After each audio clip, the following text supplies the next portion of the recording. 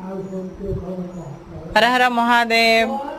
शीतल षष्ठीर पावन मुहूर्त देवदेव महादेव प्रभु श्री शंकर भगवान सहित माता पार्वती शुभ परिणय।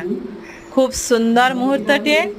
आसंतु आज यही सुंदर मुहूर्त को समस्ते भक्तिर सहित दर्शन करवा एवं आत्मतृप्ति लाभ करने सहित शंकर भगवान आशीर्वाद मध्य आम पाई रहिबो।